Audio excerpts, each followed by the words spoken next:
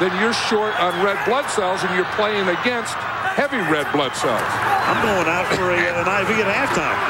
3rd and 2. And it is Sharp who cannot one-hand it. No.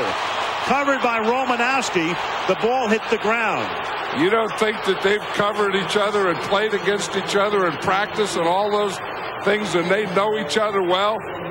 Bill Romanowski was saying you can't let Shannon Sharp run free. You have to get up. You have to jam him. And that's exactly what he does. He jams him on the line of scrimmage. Then he gets underneath him and runs underneath all the way. So the ball, if it's going to be completed, has to be thrown over Bill Romanowski to get to Shannon Sharp. Now, he does some other things there, too. He kind of grabbed him with the left hand, but he runs. He never did get turned around. That was a pretty good throw. I mean, you have to get that ball right there. And Sharp is shaken up, and he is still down at the 30-yard line. He still has the ball, and he's still in a split position. He still has a divot. Watch as he goes down. He's going to take a divot with his helmet. That's a heck of a catch, though. He caught that ball with his left hand. I'll tell you,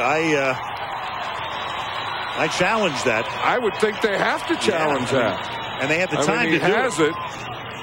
You see, the knee is down, and he had control. Now it was a one-handed catch the whole way, so you only have to have control with one hand. I think that's a catch. I do, too. And, of course, with the extra time, the coaches upstairs had the opportunity to look at it. Mike Shanahan has never been averse to challenge. In fact, he has led the league in challenges since '99, 30 of them. But only 10 have been overturned, and you could see him utter the words challenge. Yeah. One of the problems, I wonder if he was asking to challenge. One of the problems is if they lose the challenge, remember they used 2 timeouts on that first drive, so they would be out of timeouts. But Mike thinks it's worthwhile, apparently, because you see Mike Carey stopping play. And there's a huge difference, of course, between using your last timeout in the second half as opposed to the first. Right, and this time it's a big play here because, as we say, it's either 4th down and the Broncos have to punt and give the ball back to the Raiders, or if they win this challenge, then of course they get to keep the ball. It's being challenged by Denver.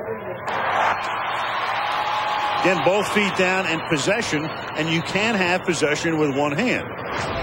Right, and he has the possession. He has the possession with one hand. Now he's down when his knee goes down. He's down right there with possession. I think this is going to be overturned. Well, the ball is moving around as he brings it into his abdomen. And, of course, the crowd is looking at this, and obviously you know what their feeling is about it. Yeah, I think he has possession. I mean, he loses it down there at the end. But I think when he's down is when his knee goes down. He possesses it, yep. And there the knee touches right now, and he has possession.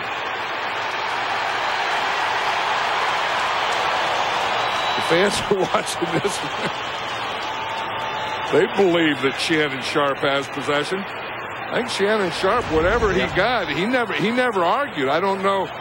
He was either dazed, and that made him quiet, or he didn't believe he caught that. I would have to believe, knowing Shannon Sharp, that he was dazed. And I think it was fortuitous for the Broncos that he was dazed, because that extra time enabled us to show you the replays, which, of course, is watched by the coaches upstairs. You saw Shanahan talking to one of the coaches upstairs about a challenge, and they clearly said, hey, I think we can win this. And now it's what the referee, Mike Carey, thinks, isn't it? It is. The ball is moving around a little bit. And that might be the only reason that Carey would say that the call is as stands. But I think he exhibits enough possession. So you think it'll be overturned? I think it should be overturned. Yeah, that's what I think. But Mike Carey, I mean, it's not a no-brainer call here, because the ball is moving around.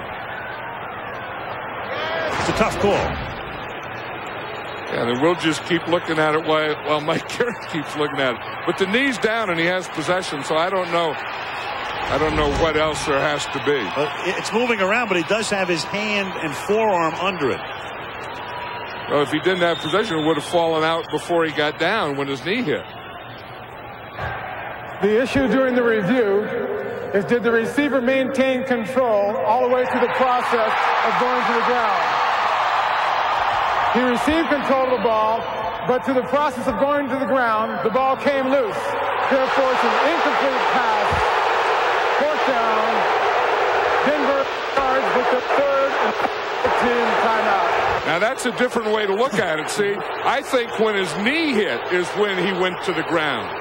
Now, if the knee, the second knee, the roll, and all those things, Mike Carey had a different look at it or a different take on it than I had. Yeah, I think that when the ball starts to move, when he appears to exhibit possession, is enough for Mike to feel he didn't control the ball before the knee hit the ground, and thus the call on the field stands. It's a very tough call. It was a tough one, but again, is a control, and then control when the knee goes down, and that's what I think it was. And Romanowski, it was interesting, kind of held off taking his oxygen until after they got the ruling. Well, the Raiders have now forced the Broncos into a position where Denver does not have a timeout.